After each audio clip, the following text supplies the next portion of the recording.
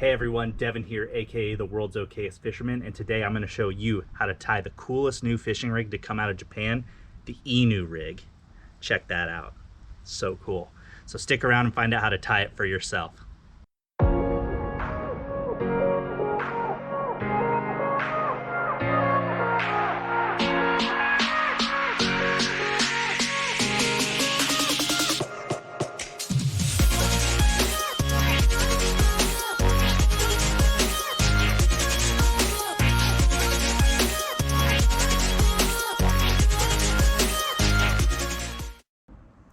Okay, before we get started here, let me just say some of you may have fished a Japanese technique called the Inu rig before. Now, Inu is Japanese for cat, so it's called the cat rig. This is called the Inu rig. Inu is Japanese for dog, so this is the dog rig. Just a cool little tidbit of information there I thought you'd enjoy. All right, let's talk about all the stuff you're gonna need to be able to set up this rig. So the first thing you're gonna need is some kind of 7-8-inch long worm. You're gonna want a drop shot style hook or a wacky rig style hook. You're gonna need some split rings. I go with the number 3 size split rings. Some super glue and a Bic pin. That's gonna seem a little weird, but Bic pin here. All right, so for your first step here, you got to pick a longer worm. So I got the 7-inch Zoom Magnum Trick worm here. So we're going to use this. It needs to be long because if it's too short, you don't get a good radius of curvature here. There are ways to do it with smaller worms, but we want to use a big worm for now. So we're going to start with this guy. Okay. Next thing you got to do is you need to have the tubing. So I used one of these Bic pins because they're really cheap and easy to get a hold of. I already took this one apart and cleaned out the ink out of the tube. The reason I like this tube is because it's rigid. If you go with, first of all, it's really hard to find tubing that is small enough in diameter, both inner and outer diameter, to work with this. So this is an easy option, and you can find these pretty much anywhere. I got these at Walmart for like $1.50, but I really like the rigidity that they offer, because if you use something like a coffee stir, you know it's going to be very like pliable and soft, and so if a fish hits it, it might damage it, and you may only get one use out of the rig. So I like this because, you know, it offers some strength.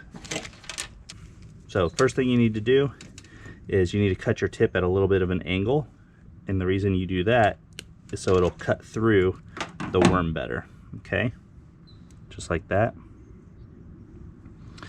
Now it's very important when you insert this into the worm, you don't go in at a 90-degree angle like this, okay? Because that is going to mess up the action on the worm. You actually want to insert it at a slightly downward angle, maybe about 30 degrees here. So 30 degrees from the horizontal, and that's going to help the worm get a little bit better action in the water. Otherwise it's going to be like this when it's moving and there's too much restriction. When it's like this, it gives a more natural action. So about from the top here, maybe ½ inch down, we'll say. Yeah, ½ inch is about good. And you're going to insert at your 30-degree angle, and you're going to push it all the way through. So these Zoom Trick worms, they have a flat side. That's what I'm going to use as my bottom. Put right in the middle there, and just push all the way through. Just like that. There you go. So that's our first.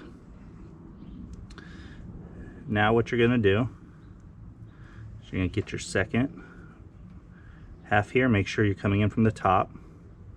Okay, again, 30-degree angle, so basically mimic the angle of the first part there. Okay, you're going to insert, push all the way through again.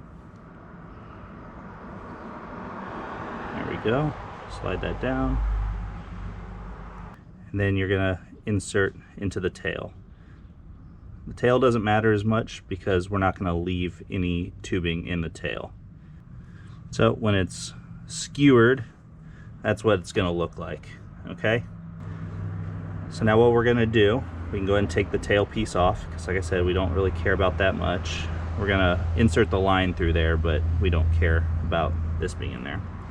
Alright, so what we're going to do now is we're going to put a little dab of super glue on this piece of the tube right here, and then we're going to slide our worm up onto it. It'll hold it in place on this piece of tubing.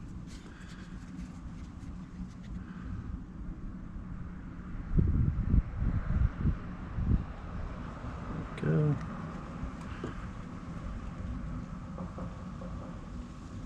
Just like that. Same thing. We're going to slide this guy up a little bit closer because we don't want to use too much of our tubing.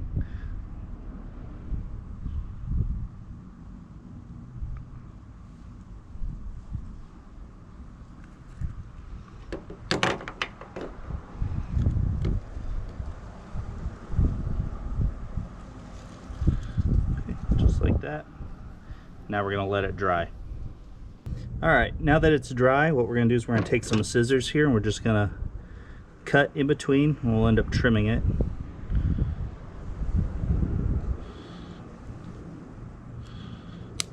There we go.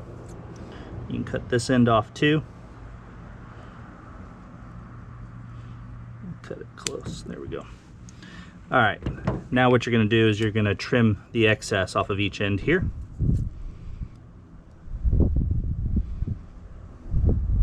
And what you want to be careful about is that you don't crush the tubing, because if you crush the tubing, it will not be a smooth pass through. So you want to cut it kind of from one side and then rotate 90 degrees and cut the rest. Alright, there you go. So now we have the tubing through our worm, just like so.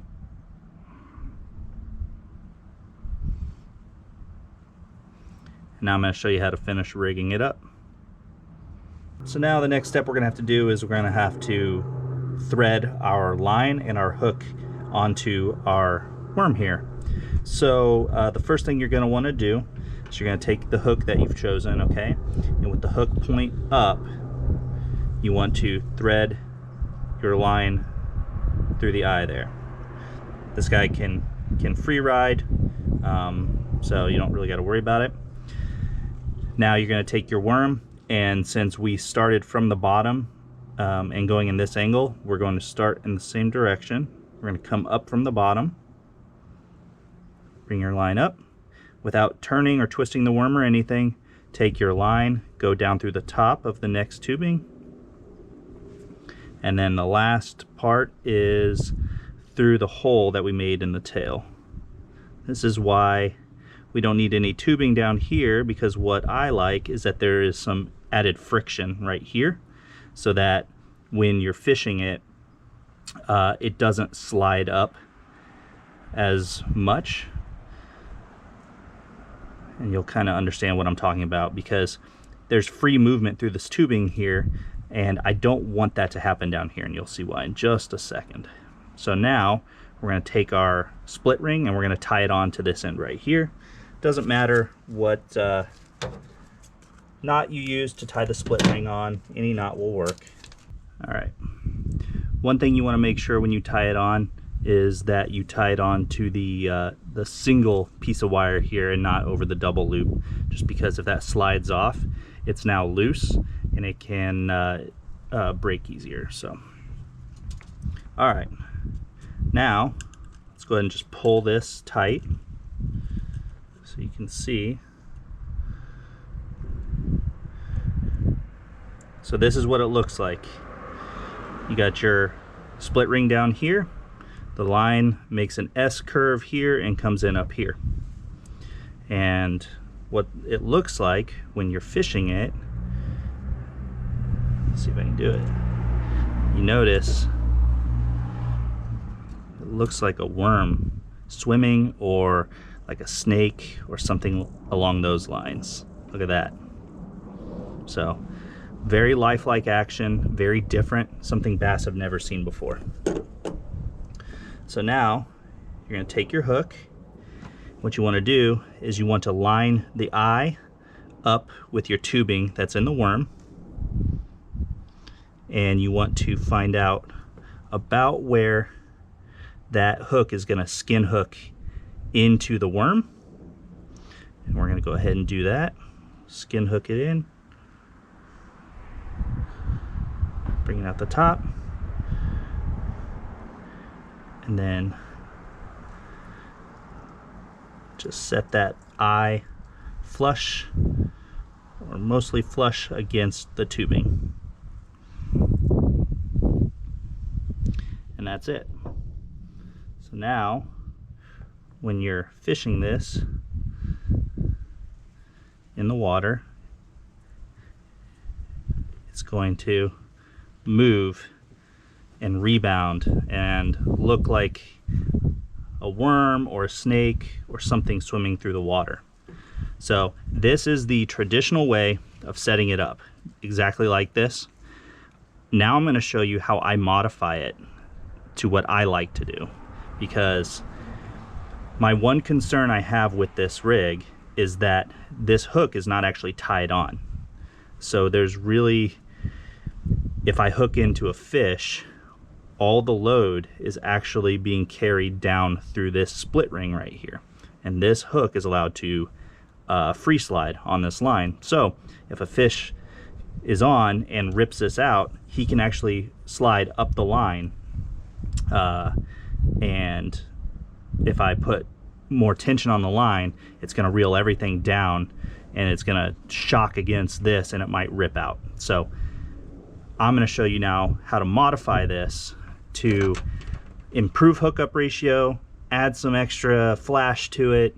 There's a couple different ways you can modify this or customize it to be different. Okay, so the first way that I like to improve this rig overall, instead of skin hooking, I like to use an O-ring. So I have a wacky rigging tool here, and all I'm going to do is slide the head in past the first tube that we have, okay? And I'm just going to slide an O-ring onto the bait. The reason I like this is because when you skin hook a worm like this and you get into a fish, that hook often will rip out and it'll damage the worm. So you can basically use it one time and then you can't use it again. So instead, we'll throw an O-ring on here like so, and we will put our hook through the O-ring, and the O-ring will hold the hook on better than just skin hooking it. All right, there we've got it all rigged back up. Go with our O-ring, just put our hook under the O-ring here, and it actually makes it easier because you don't have to find the exact spot where the hook has to penetrate the worm to skin hook it. You can slide this to adjust as necessary to make sure that the eye lines up with the tubing. So that's the first way I like to modify it, because I think that's better overall. All right, now that we've got it all rigged up, I'm going to show you the next best way to customize this rig, and that is by adding a stinger hook to the split ring back here. The reason why that's better, it's going to improve your hookup ratio and your ability to land fish, because now your hook is tied directly to the main line. So that's good. Some people like to put a treble hook or another stinger hook back here, or sometimes they will add a tail spinner. So I actually do the best of both worlds. I use a VMC hybrid treble hook that has a blade on it. So now I have the spinner and the treble hook attached to the back end here. There are a couple other ways that you can customize this rig. One of those is adding weight. So if you don't want to use a treble hook or a spinner or something on the split ring back here, you can actually use like a drop shot weight. You can put this on, and this will give you increased casting distance. It'll also keep it tailed down when it's in the water. So it'll keep this hook up off the bottom, which can be nice. Or you can rig it with a nail weight. You can rig it Nico style. So if you're going to do this, make sure that you have enough space between the head of the worm and your tube. So You know, right now this wouldn't work because the tube is far enough forward that I couldn't get this nail weight in here to be rigged head down. So the other option is I could put it back here, but again, looks like I'm going to hit the line. So just make sure if you're planning to use this, you measure out how you're going to do it first.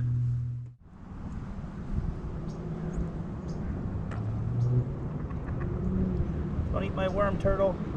Don't eat my worm, turtle. No.